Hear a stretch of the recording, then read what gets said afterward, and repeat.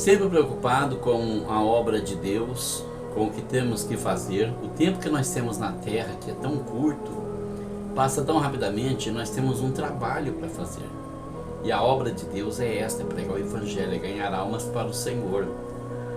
Mas eu pergunto, o que adianta ganhar almas lá fora no mundão e perder a nossa família? Não adianta nada. O evangelismo começa em casa, dentro de casa. É aqui que a gente começa ganhando almas para o Senhor, é falando de Jesus, é orando, é dando exemplo, é vivendo uma vida de íntima comunhão com Deus, para servir de exemplo para os nossos filhos, nossos netos, bisnetos e aqueles que virão depois também. Deixar esse rastro de luz, da luz do Senhor Jesus Cristo, para que eles possam seguir no mesmo caminho para o céu. Afinal, eu não quero ganhar almas para o inimigo, eu quero ganhar almas para o Senhor. Eu quero que tanto os meus filhos como os meus netos e os demais descendentes, eles possam seguir no caminho que leva para o céu. Não quero criar filhos para condenação, não quero criar filhos para a perdição, quero criar filhos para a salvação. E como a Bíblia diz que todos nascem em pecado e todos estão destituídos da glória de Deus, então é necessário que nós levemos os nossos filhos pelo bom caminho. Mas é importante lembrar que o inimigo trabalha dia e noite, não somente para nos derrubar, mas para levar também a nossa família. Todas as pessoas, como todas as almas são importantes, são preciosas para o Senhor Deus, assim também essas almas, elas são importantes para o inimigo. Cada alma que ele consegue arrebatar é um desfecho na batalha contra o nosso Senhor. E muitas vezes nós negligenciamos, muitas vezes nós falhamos. Vamos ler um versículo da palavra de Deus no Evangelho segundo São Lucas, capítulo 16, versículo 8, diz assim: louvou aquele senhor o injusto mordomo por haver procedido prudentemente, porque os filhos deste mundo são mais prudentes na sua geração do que os filhos da luz. Então observa a palavra do Senhor.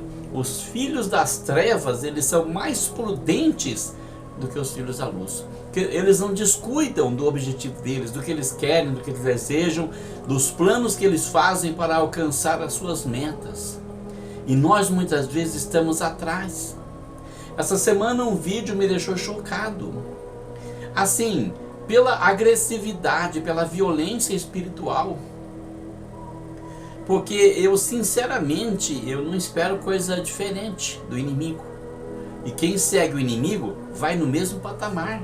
Não tem muita diferença. Cada seguidor, ele imita o exemplo daquele que ele segue. Nós temos que imitar o exemplo de Jesus. Muitas vezes falhamos, muitas vezes negligenciamos, mas os filhos das trevas, eles não negligenciam, eles se sacrificam, eles se destroem para alcançar o objetivo deles. Na década de 80, pastor Saulo, era pastor da Igreja Batista em Viradouro, e ele nos trouxe a notícia de que um certo pastor brasileiro viajava para os Estados Unidos, e no avião um passageiro começou a se sentir mal, e a aeromoça quis fazer uma escala para desembarcar ele. Ele disse: não precisa, eu vou ficar bem, eu estou passando mal porque eu estou fazendo jejum já faz 3 dias. O nosso Senhor, o nosso mestre, ele mandou a gente fazer jejum para ele atacar as famílias no Brasil. Ele era um satanista.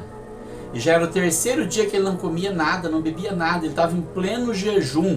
Agora imagina se um filho de Deus, eu sei que tem quem faz, mas é muito pouco, a maioria não se dedica tanto.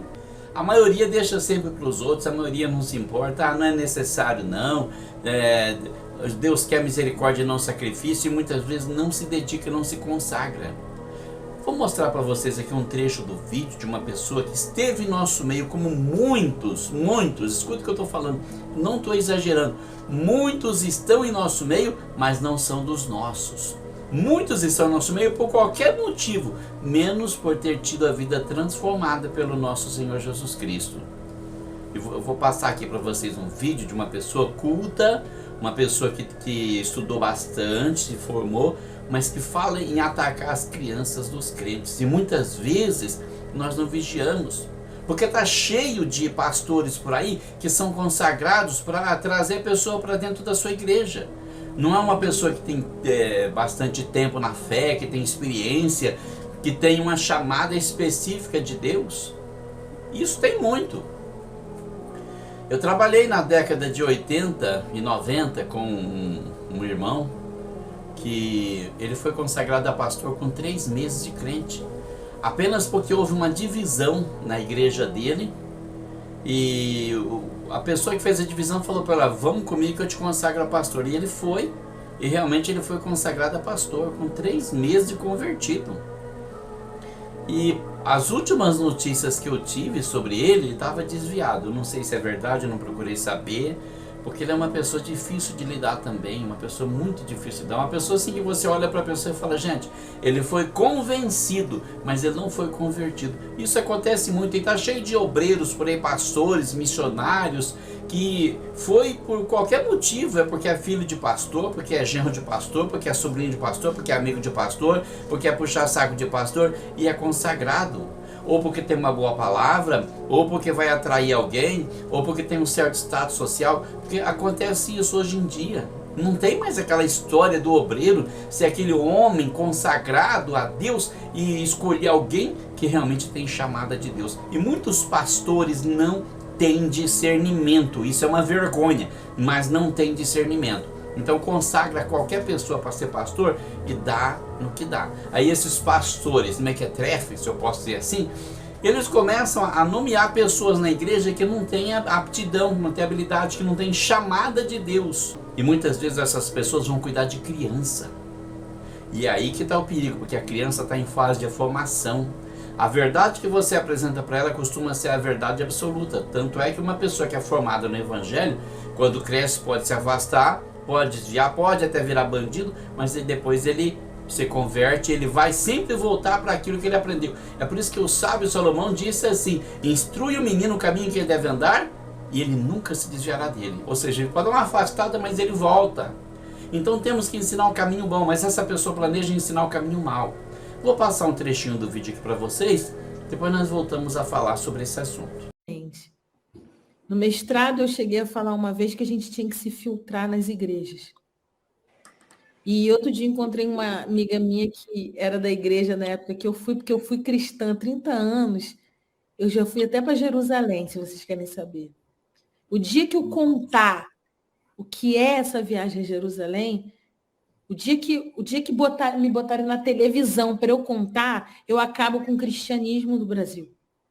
Então você percebe aí que ela tem uma presunção de querer ser dona da verdade, de se achar muito importante, porque ela diz assim: o dia que eu contar o que foi essa viagem para Jerusalém, eu acabo com o cristianismo no Brasil. Ela se julga muito importante, ela se acha muito poderosa. E o mais engraçado é isso, né? Você não vê um evangélico invadindo um terreiro de candomblé para levar a mensagem de Jesus, para ensinar a verdade para aquelas pessoas que estão lá. Mas eles estão pensando em se infiltrar em nosso meio para vir trazer as mentiras deles aqui. Eu acredito que realmente, se é uma igreja que está na unção de Deus, quando uma pessoa dessa entrar ali, ela vai cair. Eu já vi muitas dessas pessoas caírem por terra. Ela chega ali, quer fazer graça, mas o Espírito de Deus está presente, a unção de Deus está ali. Ela não suporta, o inimigo abandona ela e ela cai por terra. O inimigo sempre cai na presença do Senhor.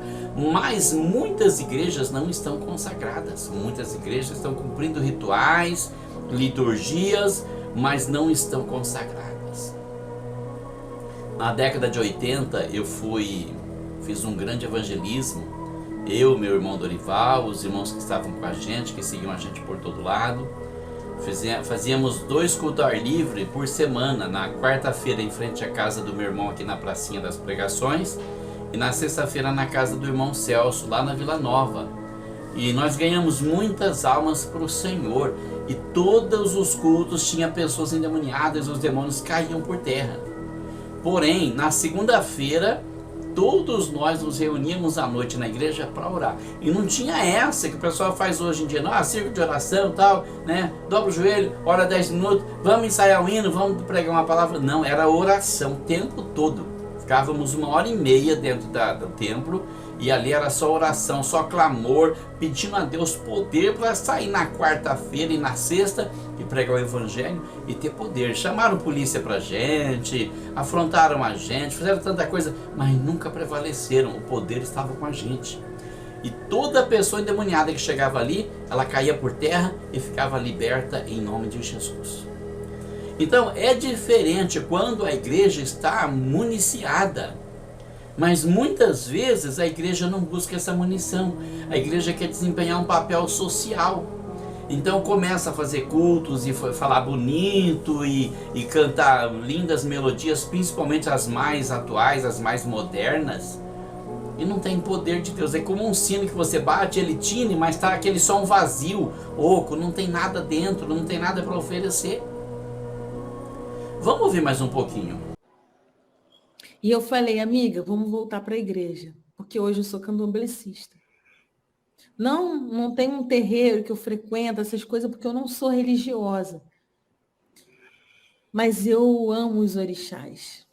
Agora que a gente tem que voltar para a igreja, ou ir para, a gente tem. Aí ela, amiga, que ideia louca.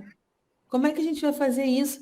Eu falei assim, a gente vai fazer. Aí ela falou assim, mas eles não vão querer escutar. Eu falei, quem disse que a gente vai falar para eles? A gente vai para a escolinha dominical. O que mais a igreja quer, sabe o quê? É pegar uma irmãzinha, um irmão para botar para tomar conta das crianças. Existem lá, enquanto eles estão no culto, uma sala de aula cheia de crianças. Aí tu vai pegar a Bíblia mesmo, a Bíblia. Você vai começar a falar de Jesus. Jesus era esse aqui, ó. Ele amava os pobres. Jesus disse aqui, ó, que o rico não entraria no reino dos céus. E a gente vai começar a falar de Jesus. Mas ele vai chegar em casa e vai falar, pai, a professora, aonde está escrito? Ele vai falar aqui, pai, está escrito aqui, Jesus falou. Mas para isso tem que ter estratégia. Nenhum dos revolucionários que a gente teve nesse Brasil fez nada sem estratégia. O Marighella escreveu um manual.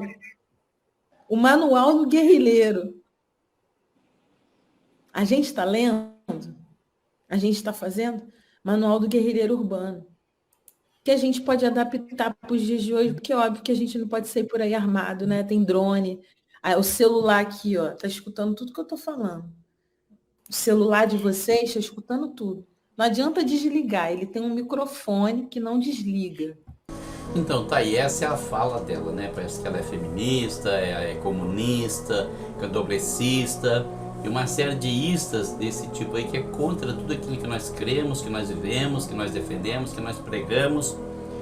E também parece que é contra a liberdade de escolha, né? Porque uma vez que ela quer fazer a cabeça de crianças inocentes, indefesas, que tipo de democracia é essa que ela prega ou que ela quer viver? Então eu gostaria que você prestasse atenção nisso, lá na sua igreja, o seu pastor, as outras pessoas, quem tem cargo, que não coloca uma pessoa dessa para tomar conta de criança, para ter nenhum cargo, que procura investigar a vida das pessoas, que procura descobrir quem é que está ensinando alguma coisa na igreja, pessoas que tenham bagagem, pessoas que tenham experiência, pessoas que sejam de verdade. O apóstolo Paulo deixa bem claro nas suas cartas, quando ele escreve para Timóteo, quando ele escreve para Tito, que eram obreiros na casa do Senhor, que eles não colocassem a mão precipitadamente sobre alguém, mas que procurassem saber se a pessoa realmente era uma pessoa convertida e se a pessoa tinha fruto de conversão. Não é porque a pessoa chegou hoje na igreja, vamos colocar ele ou ela para tomar conta das crianças, para ela se sentir importante, continuar vindo na igreja. Faz isso não, você vai estar destruindo sua igreja. Ora primeiro, pede a Deus para ter alguém, porque o cargo das crianças é um cargo muito importante, de muita responsabilidade. Toma cuidado com quem você está colocando para fazer alguma coisa na igreja. Nós temos que nomear pessoas para promover o bem da igreja, para trazer salvação, para trazer conversão, para trazer edificação na fé. Mas se não vigiar, o inimigo vai entrar com o joio e vai fazer uma destruição na lavoura da sua fé. Ore a Deus, peça ao Senhor discernimento e sabedoria antes de nomear alguém para fazer alguma coisa na tua igreja. Gostaria de pedir o seu like, gostaria de pedir para você que não é inscrito se inscrever no nosso canal e ajudar a compartilhar ensinamentos como esses, as mensagens, as poderosas e ungidas mensagens do Jimmy Swaggart, e nos ajudar. Se deixa também o seu comentário sobre isso aqui, se você conhece algum caso parecido com esse, se você presenciou isso, vamos divulgar para as pessoas abrir o olho. Deixa o seu comentário, deixa o seu like, curta, se inscreva e compartilhe. Deus abençoe você, a sua família, Deus abençoe o Brasil, em nome de Jesus.